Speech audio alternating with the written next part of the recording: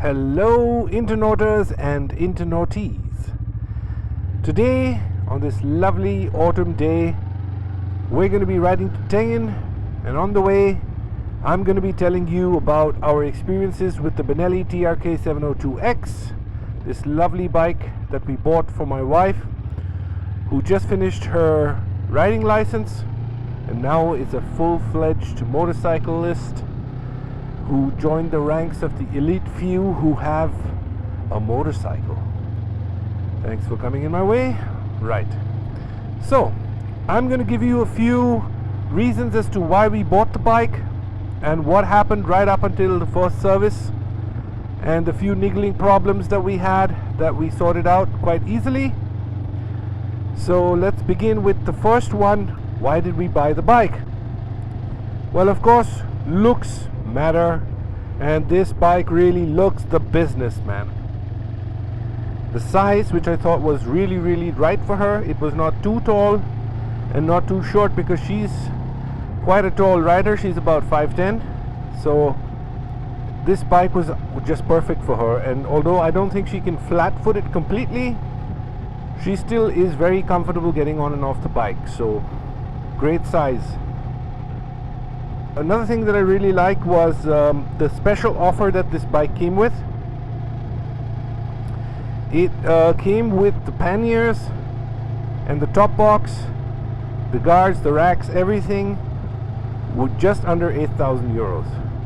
If you value the panniers at 1,300 euros and 1,200 euros, which we had to pay for tax to our lovely German government, then we just paid, in essence, just over 5,500 euros for this bike, which is nowadays cheaper than an e-bicycle, you know, so it was a no-brainer. So let's talk about the first ride home from the dealers. I had to go 300 kilometers from where I live to pick the bike up, and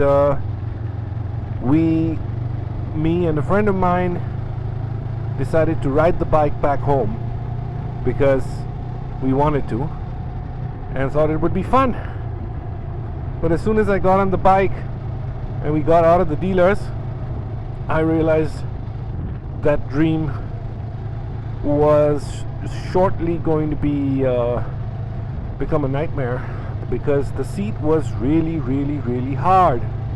And I was like, okay, well, we're just gonna have to power through this. We're gonna have to get that Iron Butt Challenge award, whatever. But 200 kilometers down the road, I had to stop my friend who was driving the car behind me, and I said, hey man, you just gotta take over and ride the rest of the way, because my butt was really sore. However, my wife doesn't seem to have a problem with it at all, and so I guess it's just my ass. I don't know what the problem is with the seat. I don't think there is one. I could sit on this and ride it all the way to Pesaro, the headquarters of Benelli, I think. But of course, it's a matter of personal choice, you know. So let's talk about the vibrations. There were a lot of vibrations that I felt.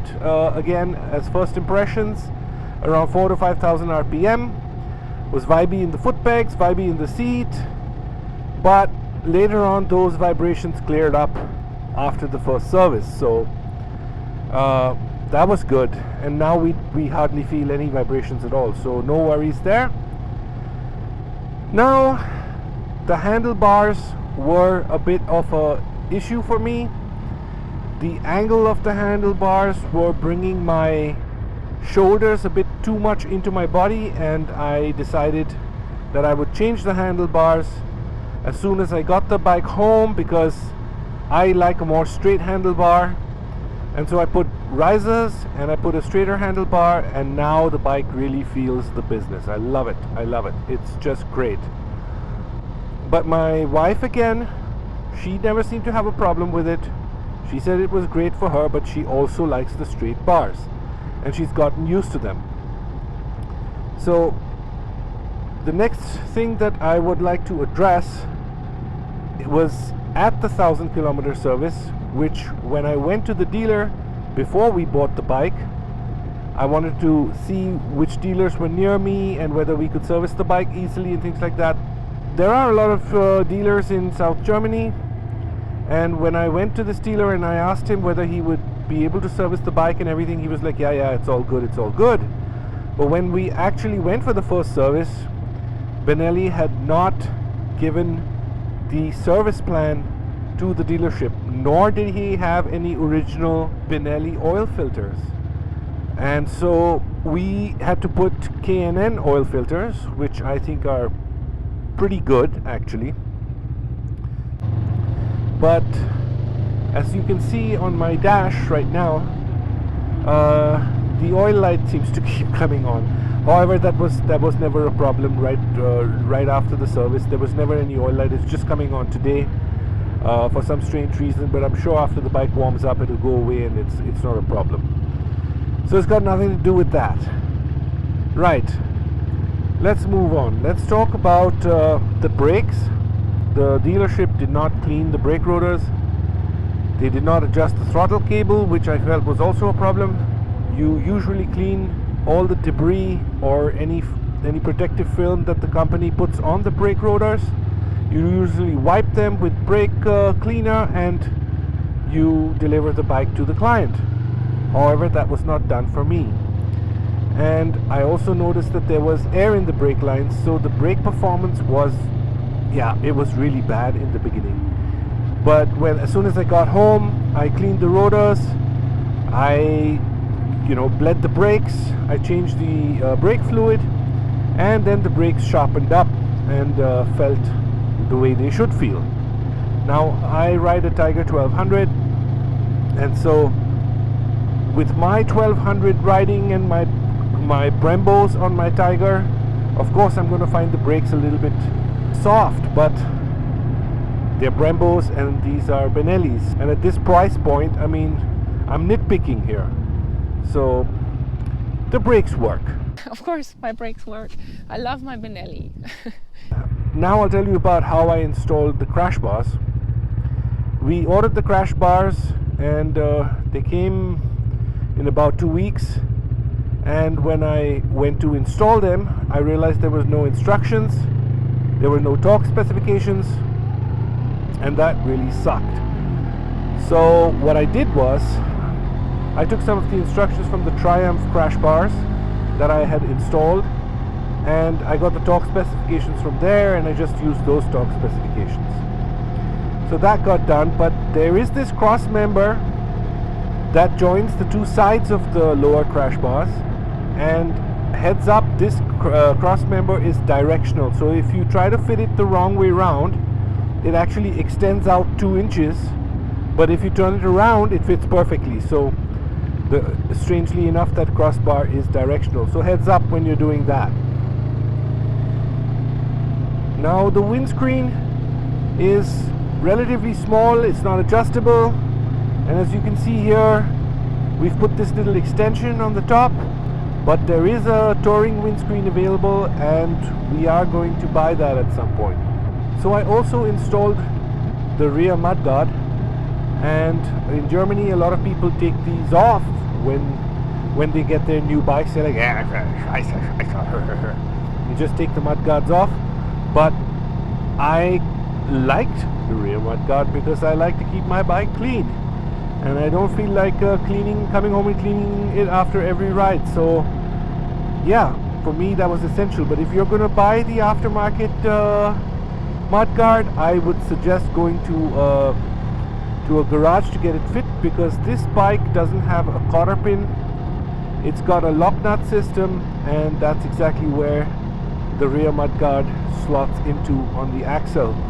So I would suggest going to a professional garage to get that fit, because it is a difficult fit, and if you buy the rear mudguard, you're in for a bit of a surprise. So be warned.